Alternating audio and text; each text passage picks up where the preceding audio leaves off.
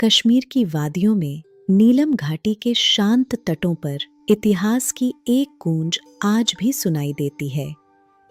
यह है शारदा पीठ। एक समय में यह केवल एक मंदिर नहीं, बल्कि पूरे भारतीय उपमहाद्वीप के ज्ञान और आध्यात्मिकता का केंद्र था। शारदा पीठ का संबंध सीधे देवी शारदा से है, जिन्हें हम ज्ञान, बुद्धि और वाणी की देवी सरस्वती के रूप में पूजते हैं। पौराणिक कथाओं के अनुसार यह 18 महाशक्तिपीठों में से एक है। माना जाता है कि यहाँ देवी सती का दाहिना हाथ गिरा था। आशी शांडिल्य की तपस्या से प्रसन्न होकर स्वयं देवी ने यहाँ अपना निवास स्थान बनाया था। इसी पावन स्थल पर किशन गंगा और मधुमती नदियों का संगम होता है। 6ठी से 12वीं शताब्दी के बीच शारदा पीठ दुनिया के सबसे बड़े विश्वविद्यालयों में से एक था। इसे विद्या की गद्दी कहा जाता था। यहाँ नालंदा और तक्षशिला की तरह ही दुनिया भर से 5000 से अधिक विद्वान शिक्षा प्राप्त करने आते थे। यूनान, चीन और तिब्बत से भी छात्र यहाँ खिंचे चले आते थे।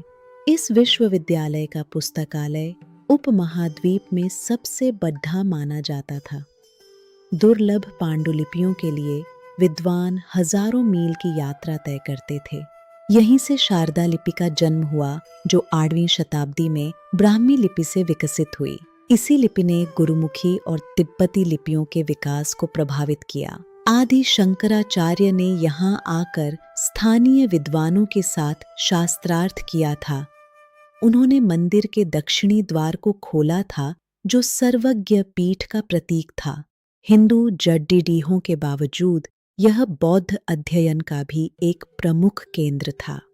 प्रसिद्ध चीनी यात्री ह्वेन त्सांग ने 632 ईस्वी में यहाँ की यात्रा की थी। इस मंदिर की वास्तुकला कश्मीरी शैली का उत्कृष्ट उदाहरण है, जो विशाल पत्थर के ब्लॉक और विशिष्ट मेहराबों के लिए जानी जाती है। 11वीं शताब्दी में ईरानी विद्वान अल बिरूनी ने अपनी कृतियों में शारदा पीठ का उल्लेख भारत के सबसे प्रसिद्ध मंदिरों में से एक के रूप में किया था। आज यह मंदिर नियंत्रण रेखा के निकट एक शांत गवाह की तरह खड़ा है। 1947 के बाद से यह क्षेत्र भक्तों के लिए दुर्गम हो गया। हाल के वर्षों में शारदा कॉरिडोर की मांग बढ़ी है।